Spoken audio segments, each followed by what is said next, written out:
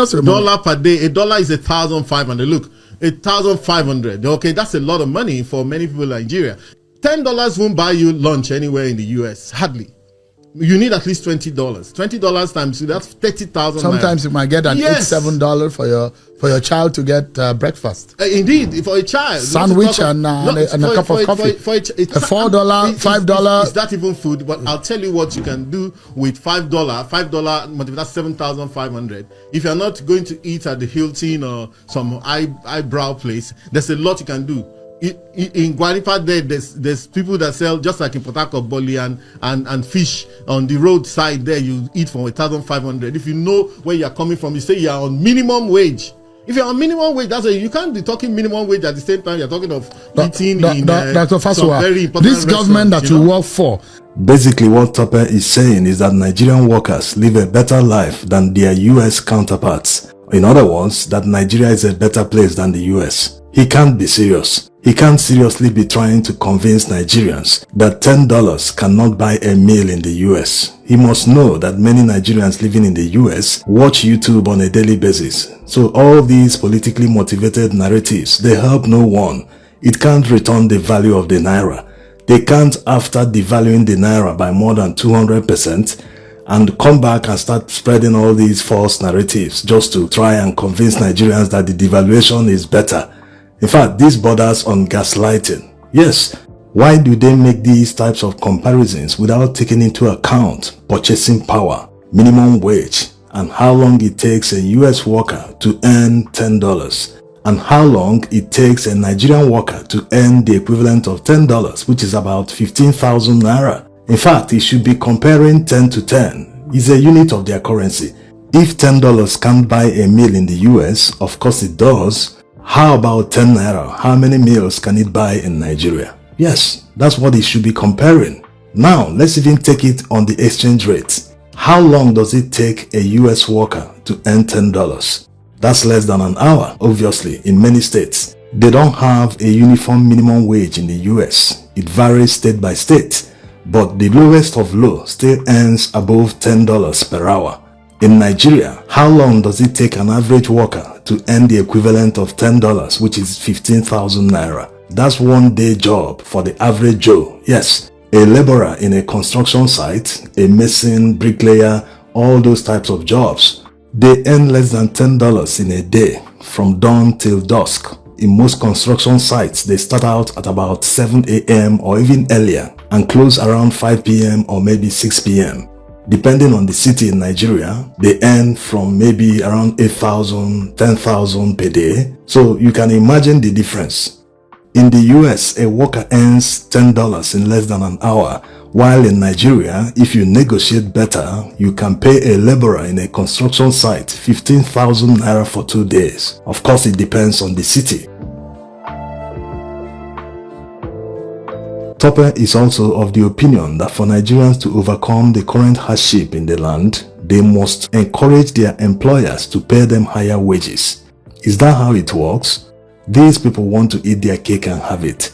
There's a reason Nigerians are demanding for higher wages today. It's the result of the policy of this administration. If they didn't devalue the Naira or increase petrol price, maybe Nigerians wouldn't even be demanding it for now. Yes. As a matter of fact, the new minimum wage of 70,000 Naira actually has less value compared to the old minimum wage. Yes, because the Naira has been devalued. The worth of 30,000 Naira is actually higher than the 70,000 Naira of today. That is the reality.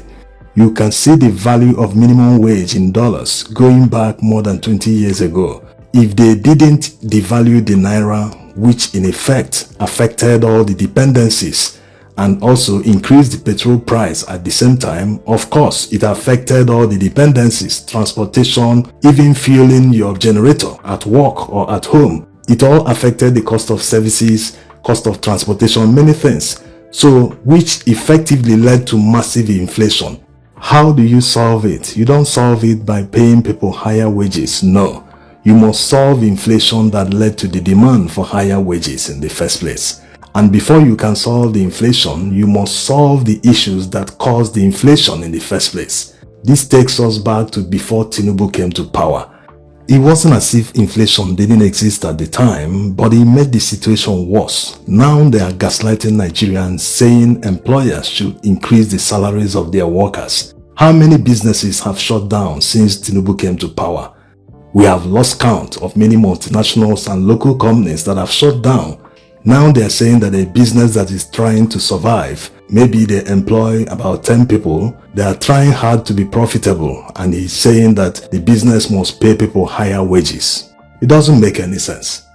And it's not only businesses that are closing shop in Nigeria. Nigerians are also running away from their country.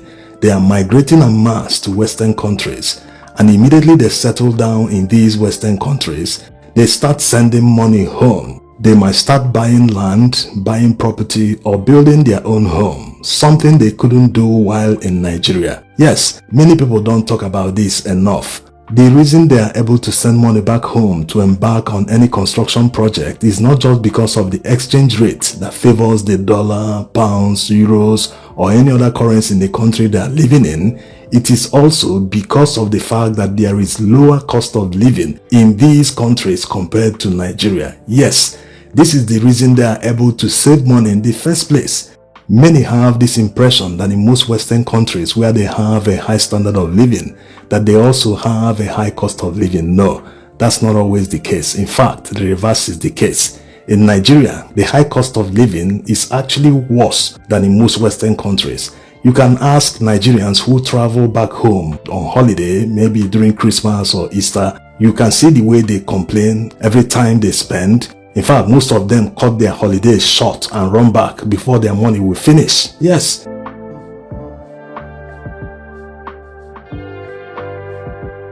So you can't compare the cost of food or general cost of living across different countries without factoring in purchasing power. If you live in a country where the minimum wage is $1,000 per month, the equivalent of $1,000 in Nigeria is 1.5 million naira. Someone who earns 1.5 million naira in Nigeria, you cannot compare his standard of living to that person that is earning $1,000 in a foreign country. This is simply because infrastructure doesn't exist in Nigeria. Social services also don't exist. You have to be a mini local government in order to exist. In order to enjoy the standard of living your counterparts in foreign countries take for granted, you have to drill your own borehole in order to have water. You have to also provide your own electricity, whether by buying petrol every day to power your generator or by going solar, which is actually very capital intensive. And we are not talking about all the other issues you will face living in a country where nothing works. So you see, it's not all about saying, so thing costs $10. The equivalent in Nigeria, you can buy more than 10 of them. No, it doesn't work that way. Also, people must remember that there is no rich man in a poor country. No matter the kind of money you have, even if you are a dollar billionaire, you can never run away from happenings in this country. Yes, even if you have 100 bodyguards comprising of military men, police, SSS, name them, you cannot still run away from happenings in this country. This is why many privileged Nigerians have holiday homes abroad where their families live. This is an acceptance that Nigeria is not conducive. So is it not better to build a country that works for everyone, to pull millions out of poverty in Nigeria, to push millions into the middle class so that many people will become prosperous?